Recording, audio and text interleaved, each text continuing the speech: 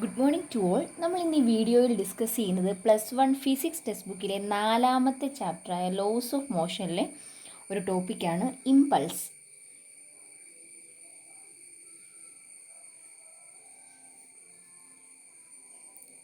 ഇപ്പോൾ ഒരു ചെറിയൊരു ടൈം ഇൻ്റർവെല്ലിൽ വലിയൊരു ഫോഴ്സ് അനുഭവപ്പെടുവാണെന്ന് കരുതുക. അതായത് നമ്മളൊരു ആണി ഭിത്തിയിൽ ചുറ്റിക കൊണ്ട് അടിച്ച് കയറ്റുവാണെന്ന് കരുതുക. പെട്ടെന്നൊരടി നമുക്ക് നമ്മുടെ കൈക്കിട്ട് കിട്ടിയെന്ന് വിചാരിക്കാം. സാധാരണ സംഭവിക്കുന്ന ഒന്നാണല്ലേ, നമ്മുടെ നഖത്തിന് കിട്ട് ചുറ്റിക വെച്ചൊരടി കിട്ടുന്നു. അപ്പോൾ നോക്കിക്കുക, അതൊരു ചെറിയ ടൈം ഇൻ്റർവെല്ലിൽ വലിയൊരു എമൗണ്ട് ഫോഴ്സാണ് അനുഭവപ്പെടുന്നത്. അങ്ങനെയാണെങ്കിൽ ഒരു ചെറിയൊരു ഇൻ്റർവെല്ല്, ചെറിയൊരു ടൈം, ഒരു ഷോർട്ട് ടൈമാണ് ലാർജ് എമൗണ്ട് ഓഫ് ഫോഴ്സാണ് അനുഭവപ്പെടുന്നത്. അങ്ങനെയാണെങ്കിൽ ഈ ലാർജ് എമൗണ്ട് ഓഫ് ഫോഴ്സിന്, അതായത് ചെറിയൊരു ടൈം ഇൻ്റർവെല്ലിൽ അനുഭവപ്പെടുന്ന ആ വലിയ എമൗണ്ട് ഫോഴ്സിനെ വിളിക്കുന്ന പേരാണ് ഇമ്പൾസീവ് ഫോഴ്സ്. എഫ് വെച്ച് റെപ്രസെൻ്റ് ചെയ്യുന്നു. ഇതിന് പറയുന്ന പേരാണ്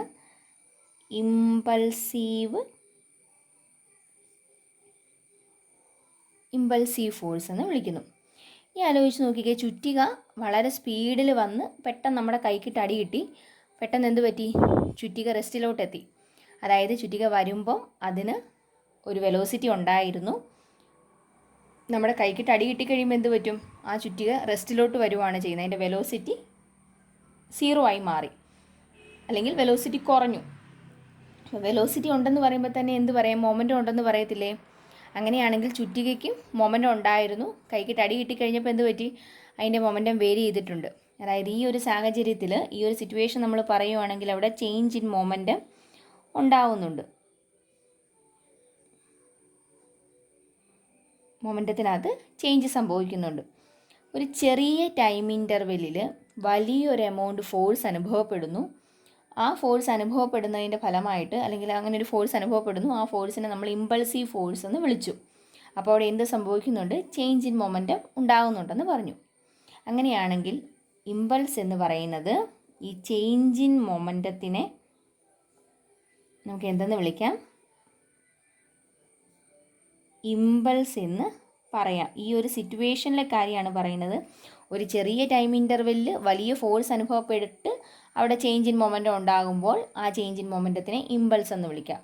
അതല്ലെങ്കിൽ ഈ ഇമ്പൾസീവ് ഫോഴ്സ് ഇൻറ്റു ടൈം, ആ ഒരു പ്രോഡക്റ്റിനെയും നമുക്ക് എന്തെന്ന് പറയാം? ഇമ്പൾസ് എന്ന് വിളിക്കാൻ സാധിക്കും.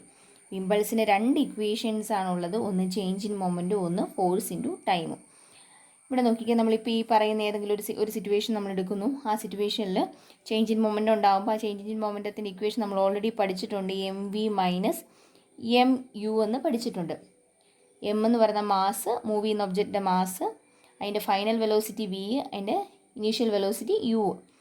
അതായത് ഇമ്പൾസ് എന്ന് പറയുന്നത് ഒരു ചെറിയ ടൈം ഇൻ്റർവെല്ലിൽ വലിയൊരു ഫോഴ്സ് അനുഭവപ്പെട്ട് അവിടെ ചേഞ്ച് ഇൻ മൊമെൻറ്റം ഉണ്ടാകുമ്പോൾ ആ ചേഞ്ച് ഇൻ മൊമെൻറ്റത്തിനെ ഇമ്പൾസ് എന്ന് വിളിക്കാം. അതല്ലെങ്കിൽ അവിടുത്തെ ഫോഴ്സ് ഇൻറ്റു, ആ ഇമ്പൾസീവ് ഫോഴ്സ് ഇൻറ്റു ടൈം എന്ന പ്രോഡക്റ്റിനെയും ഇമ്പൾസ് എന്ന് പറയുന്നു. ഇനി അങ്ങനെയാണെങ്കിൽ നമുക്ക് നോക്കാം, ഇതിൽ നിന്നും ഈ ഇമ്പൾസിൻ്റെ സ്ഥാനത്ത് ചേഞ്ച് ഇൻ മൊമെൻറ്റം, അല്ലെങ്കിൽ നമുക്ക് എന്ത് എഴുതാം? ഇതിനകത്തുനിന്ന് F/T = MV - MU എന്ന് കൊടുക്കാമല്ലോ. അതിൽ നിന്നും ഇമ്പൾസീവ് ഫോഴ്സ്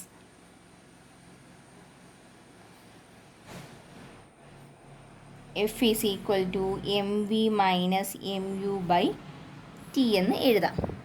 ഇനി ഇത് ഉപയോഗിച്ചുകൊണ്ട് നമുക്കൊരു ആപ്ലിക്കേഷൻ ലെവൽ ക്വസ്റ്റ്യൻ നോക്കണം. സാധാരണയായിട്ട് സ്ഥിരമായിട്ട് ക്വസ്റ്റ്യൻ പേപ്പറിൽ കാണുന്നൊരു ക്വസ്റ്റ്യനാണ്, ക്രിക്കറ്റ് കളിക്കുമ്പോൾ ബോൾ ക്യാച്ച് ചെയ്യുന്ന വ്യക്തി കൈ ബാക്കിലോട്ട് വലിക്കുന്നതിൻ്റെ കാരണം വിശദമാക്കുക എന്നുള്ളത്. അപ്പോൾ അതെങ്ങനെയാണെന്ന് നമുക്ക് നോക്കാം, എങ്ങനെ എക്സ്പ്ലെയിൻ ചെയ്യുമെന്ന്. കൈ ബാക്കിലോട്ട് വലിക്കുമ്പോൾ യഥാർത്ഥത്തിൽ അനുഭവപ്പെടുന്ന വേദന കുറച്ച് കുറയുകയാണ് ചെയ്യുന്നത്. എന്തുകൊണ്ടാണ് വേദന കുറയുന്നത് എന്നാണ് നമ്മൾ നോക്കാൻ പോകുന്നത്. അതായത് ഒരാൾ ബോൾ ക്യാച്ച് ചെയ്യുമ്പോൾ അയാളുടെ കൈ അയാൾ ബാക്കിലോട്ട് വലിക്കുന്നുണ്ട്. ആ വലിക്കുന്നതിൻ്റെ കാരണം, അല്ലെങ്കിൽ ആ വലിക്കുന്നത് കൊണ്ട് എങ്ങനെ വേദന കുറയും എന്നാണ് നമ്മൾ നോക്കുന്നത്. അത് സാധാരണയായിട്ട് സ്ഥിരമായിട്ട് പരീക്ഷയ്ക്ക് ചോദിച്ച് കാണുന്ന ഒരു ക്വസ്റ്റ്യനാണ്. അപ്പോൾ ഇവിടെ നോക്കുക, ആദ്യത്തെ കേസിൽ ഇയാൾ കൈ ആദ്യം പുറകിലോട്ട് വലിക്കാതെ ബോൾ ക്യാച്ച് ചെയ്യുന്നു. ഇത് ബോളാണെന്ന് കരുതുക, ക്യാച്ച് ചെയ്യുന്നു. അപ്പം ബോൾ വരുമ്പോൾ ആ ബോളിനൊരു വെലോസിറ്റി ഉണ്ട്. ഇതിൻ്റെ വെലോസിറ്റി 10 മീറ്റർ പെർ സെക്കൻഡ് വെലോസിറ്റിയിലാണ് ഈ ബോൾ വരുന്നതെന്ന് കരുതുക. പെട്ടെന്ന് ക്യാച്ച് ചെയ്യുമ്പോൾ എന്ത് പറ്റും? വെലോസിറ്റി 0 ആയി പോകും. 0 ആയി പോകുന്നത് എങ്ങനെയാണ്? ഒരു ചെറിയ ടൈം ഇൻ്റർവെല്ലിലാണ്. സപ്പോസ് ഇപ്പോൾ ഒരു 1 സെക്കൻഡ് നമ്മൾ എടുത്തെന്ന് വിചാരിക്കാം.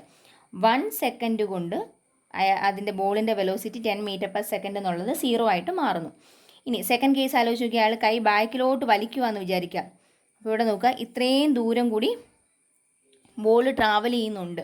അതായത് കയ്യിൽ കിട്ടുമ്പോൾ തന്നെ ബോളിൻ്റെ വെലോസിറ്റി 0യിലോട്ട് മാറുന്നില്ല, പതുക്കെയാണ് അതിൻ്റെ വെലോസിറ്റി 0യിലോട്ട് മാറുന്നത്. അപ്പം ഇത്രയും ദൂരം ട്രാവൽ ചെയ്യാനായിട്ട് എടുക്കുന്ന സമയവും കൂടി ഇവിടെ അഡീഷണൽ ആയിട്ട് വരുന്നുണ്ട്. അതായത് 10 മീറ്റർ പെർ സെക്കൻഡ് എന്നുള്ളത് 0 ആകാൻ 1 സെക്കൻഡിൽ കൂടുതൽ എടുക്കുന്നുണ്ട്. ബോൾ ക്യാച്ച് ചെയ്തു, എന്നിട്ട് അത് പതുക്കെ ബാക്കിലോട്ട് വലിക്കുന്ന ആ ഒരു സമയവും കൂടി എക്സ്ട്രാ കയറി വന്നു. സോ അതൊരു 5 സെക്കൻഡ് ആണെന്ന് കരുതുക. 5 സെക്കൻഡ് കൊണ്ടാണ് അയാൾ കൈ ബാക്കിലോട്ട് വലിച്ചത് എന്ന് പറഞ്ഞതിനർത്ഥം എന്താ? 5 സെക്കൻഡ് കൊണ്ടാണ് 10 മീറ്റർ പെർ സെക്കൻഡ് എന്നുള്ളത് 0 ആയിട്ട് മാറിയിരിക്കുന്നത്. ഇനി ഇവിടെ നോക്കിക്കേ, ഇതിൽ നിന്നും അറിയാം ഇമ്പൾസീവ് ഫോഴ്സും ടൈമും എങ്ങനെയാണ്? ഇൻവേഴ്സ്ലി പ്രൊപ്പോർഷണൽ ആണ്.